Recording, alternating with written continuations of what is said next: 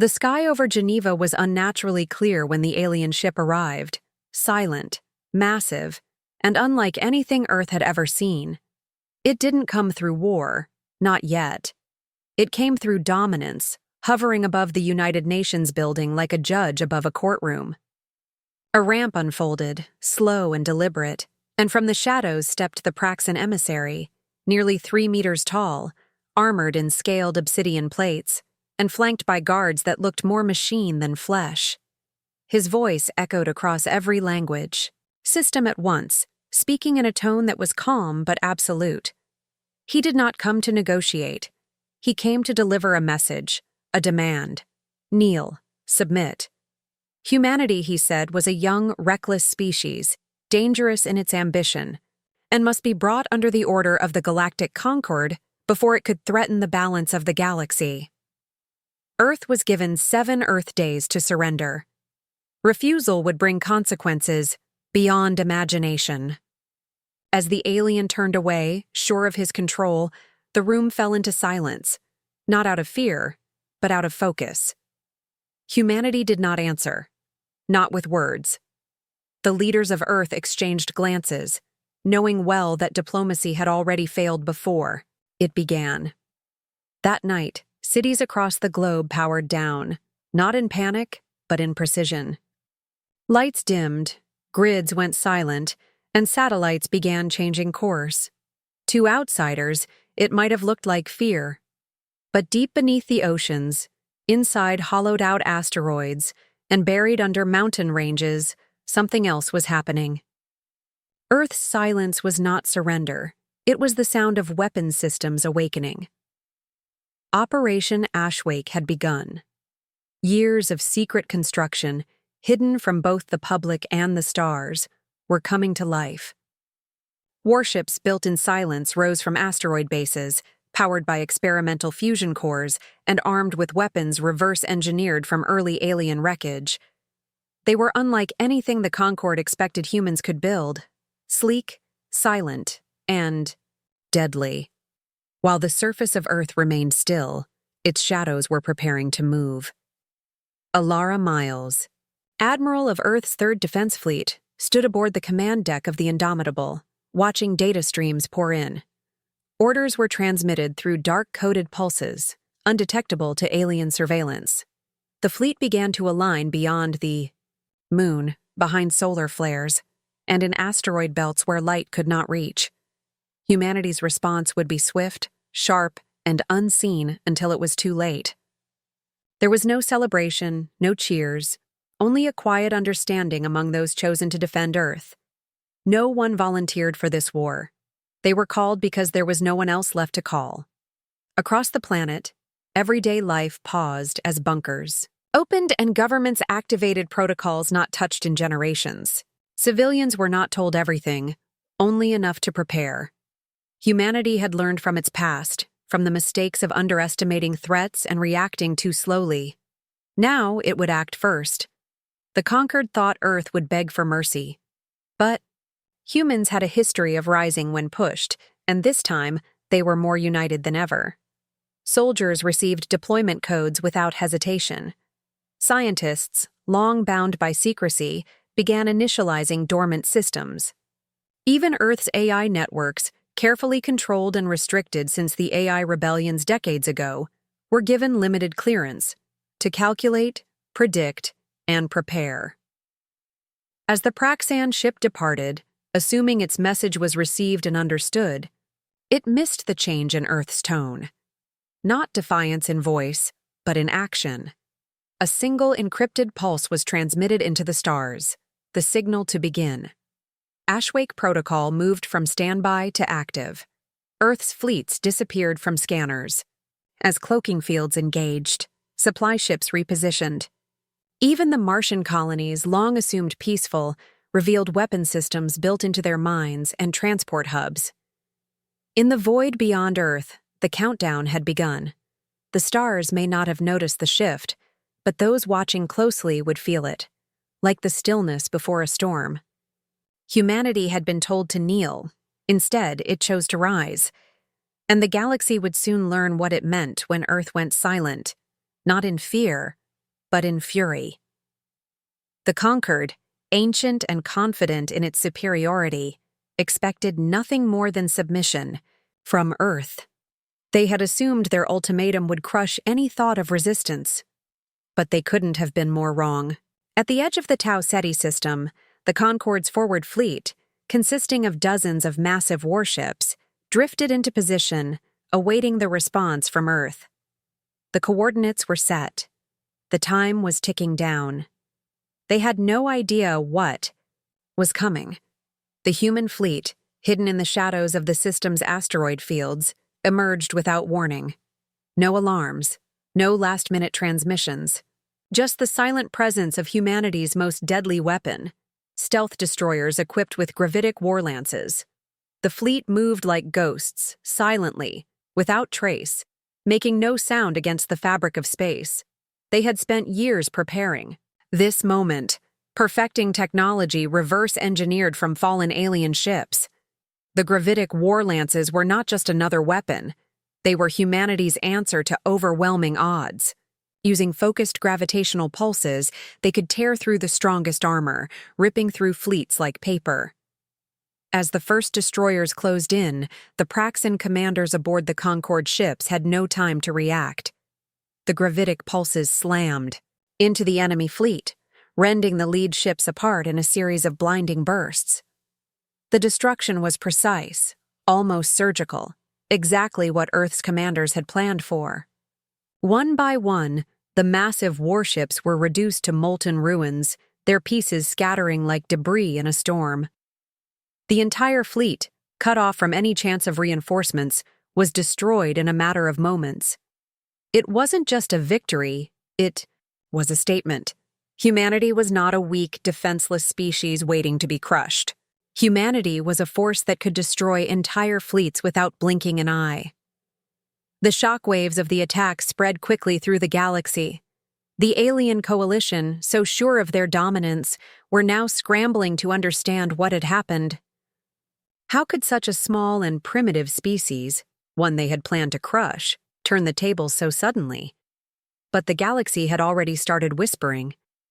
The first message from Earth had been sent across the stars, not in a loud broadcast, but in the form of destruction. As the Concorde's forward fleet fell into ruins, a single encrypted signal cut through the darkness. "We do not kneel." The message was simple but unmistakable. Humanity had chosen its side in this war, and it wasn't the side of the oppressed. It was the side of the fighters, the survivors, the challengers. Commander Alara Miles stood aboard the Indomitable, watching the aftermath unfold on her tactical display. The Praxan Armada was gone. Nothing but wreckage remained. She didn't feel victory, not yet. But she felt something else, something far more dangerous to their enemies. Resolve. The conquered had underestimated Earth's will, and that would be their downfall. Alara knew that the destruction of the Praxan fleet was only the beginning. The galaxy was watching. The species that had been oppressed by the Concorde, those who had been forced into submission, were now looking at Earth with hope. They had witnessed the impossible. They had seen a species rise up from nothing and strike with devastating power. Across the galaxy, messages began to spread like wildfire. The slaves and exiles of the conquered, scattered across distant worlds, heard of humanity's defiance and began to listen. Whispers echoed through the dark corners of space, and many began to speak the same words, repeating them in secret and in fear. "We do not kneel." Somewhere in the furthest reaches of the galaxy, the first sparks of rebellion were born, inspired by the ashes of the Concorde's destroyed fleet. Humanity had lit the fuse, and now the fire was spreading. No longer would the Concorde's cruelty go unchallenged. The oppressed had seen that victory was possible, and the time for rebellion had come. Back on Earth, there was no celebration. There was no victory parade. There was only the quiet tension of knowing that the war had just begun, and the galaxy was watching. Humanity had made its mark. Now, it was up to the rest of the universe to decide if they would follow Earth's example or remain crushed beneath the weight of the Concorde's heel. But one thing was certain: humanity had shown them all what it meant to resist, and the universe would never forget. The Concorde did not take the loss of their fleet lightly. Enraged by humanity's unexpected strike, they initiated a scorched Earth campaign with terrifying speed.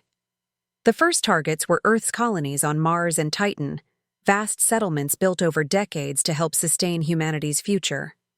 The Concorde's armada descended upon them, and entire cities were wiped from existence in minutes. Mars's red dust swirled in the wake of brutal bombardments, and Titan's frozen seas were shattered by the fires of alien weapons. Humanity watched in horror as the very colonies they had fought so hard to establish were reduced to ash. The families and workers within them extinguished like flames caught in the wind. The Concorde's message was clear. This was just the beginning. They had the power to crush humanity in its very foundations, to erase any trace of their existence from the stars. But humanity, battered though it was, didn't flinch. The destruction of their colonies only ignited something deeper, something far more dangerous. In the shadows, deep within Earth's buried vaults, the hidden projects that had been kept, locked away for years, came to life. These weren't just military secrets. They were Earth's last line of defense, prepared during the dark days of the AI wars, when humanity's survival had once been uncertain. Among the most feared of these projects was Valkyrie Protocol. It had been a program designed not for peace, but for survival. A collection of advanced, battle-hardened artificial intelligences that had once been entrusted with leading humanity's most elite strike teams. The AI tacticians, frozen in stasis since their creation, were reactivated, their cold, calculating minds brought back to life for one purpose: to lead the fight against the Concorde. Paired with the best soldiers Earth had, they became humanity's new generals, orchestrating strategies with ruthless precision.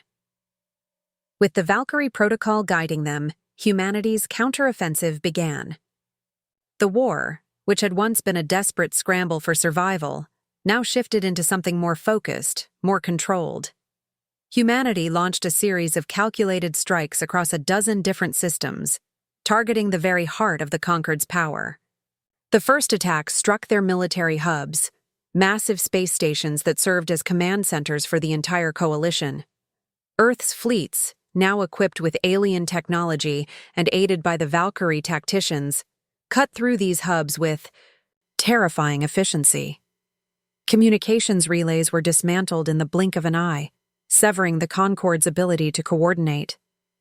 Supply lines, which had once been the lifeblood of their vast empire, were systematically disrupted, leaving entire fleets stranded without resources. The Concorde, once so confident in their control over the galaxy, were now faced with a relentless, unseen enemy striking from every corner. The Concorde fought back with everything they had, sending waves of reinforcements, but the war had already shifted in humanity's favor.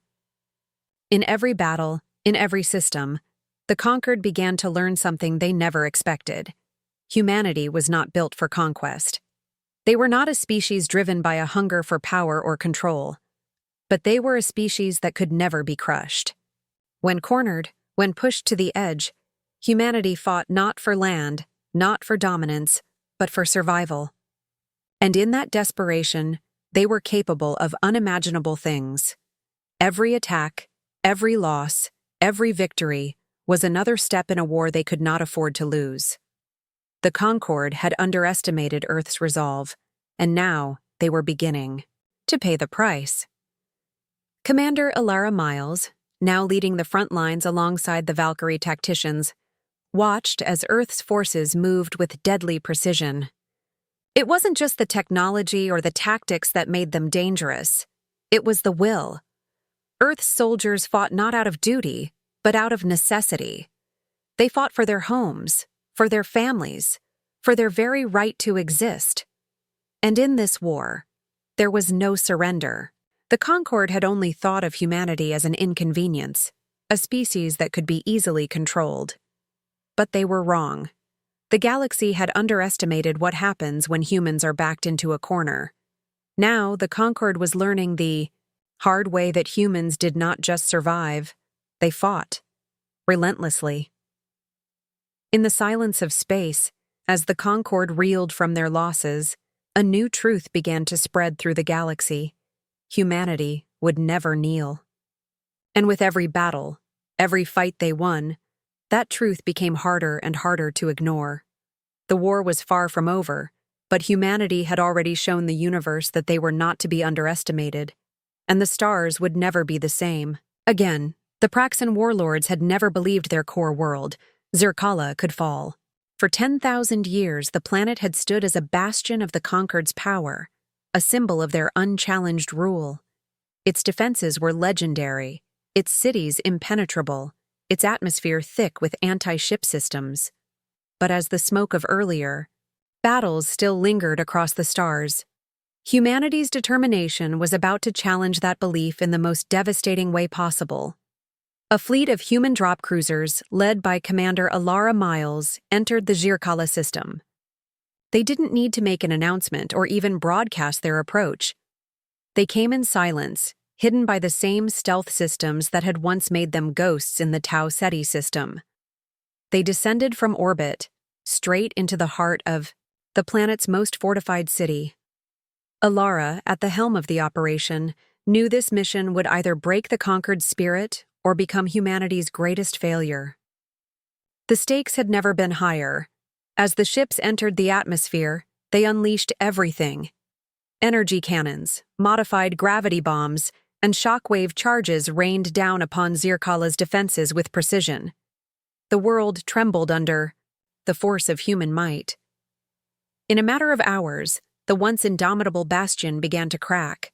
The skies turned red, and the surface of Zircala began to burn. Buildings centuries old crumbled, and the Concord's capital city, once thought untouchable, was reduced to ruins. Alara's voice rang out, as calm as ever. "This is our world now." But what happened next was far beyond just a military victory. As the ashes of the planet's ruins settled, something remarkable began to unfold. The Concord's empire wasn't just made up of Praxan warlords. There were others, alien species who had been oppressed, forced into servitude for millennia, and on Zircala, in the wake of its destruction, something stirred. The liberation of the Concord's heart was not just a victory for humanity, it was a rallying cry for every species that had suffered under the Concord's reign. Alien defectors began to rise up, taking arms beside human forces. There were the Viren, once treated like cattle for their strength, and the Mirax, whose ability to control the energy of their minds had been exploited for military purposes. Now they joined the fight, not just against their captors, but for their freedom, for their future. Humanity had ignited a flame that spread far beyond its own borders. The Concord's grip on the galaxy began to loosen as more and more worlds fell into rebellion. Oppressed species saw the possibilities, and they rose, inspired by the unrelenting defiance of humanity. Each victory, each planet freed, made Earth stronger, smarter, faster. Humanity was learning, evolving in the heat of battle. Engineers, technicians, and scientists worked around the clock, adapting and unlocking alien technologies mid-fight. Weapons once beyond their understanding were now turning the tide in their favor. What had once been unimaginable was now within their grasp, as Earth's tech was bolstered by the very enemies they had been fighting. But the Praxan warlord, humiliated by the fall of Zircala, had not given up. In fact, he returned with vengeance in his heart, bringing with him a weapon so powerful it could eclipse the sun itself. A dreadnought the size of a moon. It moved through space like a shadow of death, its sheer size and destructive power making every other ship in the galaxy seem like a child's toy. The Conquered thought this would be enough to end the rebellion, enough to crush humanity's spirit once and for all. But they had forgotten one thing. Humanity had never backed down from a fight. Alara Miles, standing on the bridge of the Indomitable, stared out at the massive warship now floating in their path. She had seen enough devastation. She had watched planets burn. But this time, it would be different. The time for defense had passed. In a calculated move born of desperation and rage, humanity unveiled its secret weapon, Project Helios. Born from the union of science, myth, and the relentless fury of a species that would not be bent, Project Helios was a weapon unlike anything the Conquered had ever faced. Powered by the core of a dying star, the weapon could focus energy in ways that defied everything the Conquered had known about warfare. As Alara's fleet moved into position, humanity's eyes turned to the dreadnought, the towering shadow of the Conquered's pride. They would make one final stand, and when the dust settled, it would be their enemies who would be left in ruins. The universe would never again forget what it meant to challenge Earth. The war had shifted again, and now, humanity was ready to show just how far they would go to protect their world.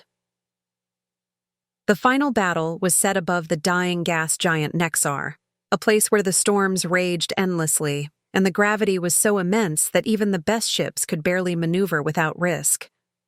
But in the chaos of this unnatural beauty, something else was about to unfold, a moment that would echo across the stars for millennia to come. Earth's fleets, battle-worn and scarred, gathered around the massive Praxan dreadnought, the last, symbol of the Conquered's once unstoppable power. It was a ship the size of a moon, covered in layers of armor and weaponry, designed to crush entire fleets with a single strike. It loomed before humanity like a monstrous shadow, but this time, it was not the Concord who had the advantage. This time, humanity had a weapon that could burn even the strongest of them to dust. Project Helios. For the first and last time, the weapon was fired. Harnessing the energy of collapsing star cores, Helios unleashed a beam of raw, concentrated power. The stars themselves seemed to tremble as the weapon ignited, sending a pulse through the dark, void of space. The Praxan dreadnought, imposing and invulnerable, was hit with the full force of humanity's vengeance. The energy from Project Helios tore through its hull, not in a single blast, but in a series of waves that sent shockwaves across the battlefield. The ship's massive structure began to break apart, its shields crackling like glass under pressure, and within moments, the dreadnought was reduced to nothing but atoms, its ashes scattering across the gas giant's atmosphere. No ship, no technology, no species had ever seen such power before. In that instant, the Conquered's hope for victory shattered. In the aftermath, with the Conquered's fleets decimated and their dreadnought turned to cosmic dust, the warlords had no choice but to retreat. Their homeworlds, once untouchable, were now burning in the wake of humanity's wrath. The Praxan leaders, beaten and broken, sent out a final, desperate plea for peace. But peace was not something Alara Miles would offer. No, the war had taught her and her people one crucial lesson. Humanity did not need peace to survive. It needed respect. And in the silence that followed the final battle, that respect was all that mattered. Alara's voice was clear and unwavering, as she sent her final response to the Concord. "We do not accept your surrender," she declared, her words resonating across the galaxies. "We accept only your silence." The message was not one of pity or compassion.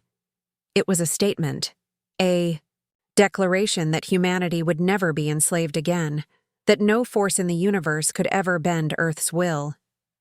There was no need for domination, no need for a treaty. The Conquered's time was over. Humanity's fleets did not linger in the aftermath. They did not occupy the shattered worlds of their enemies or seek to claim their power.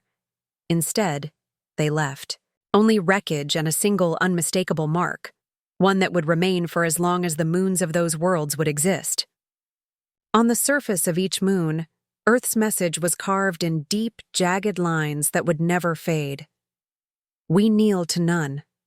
Across the galaxy, that message spread like wildfire. From planet to planet, from one system to the next, the story of Earth's resistance began to take root. It was not a tale of conquerors, of grand empires, or overwhelming strength. No, it was a story of survival, of a species that had been pushed to the edge and fought back with everything they had.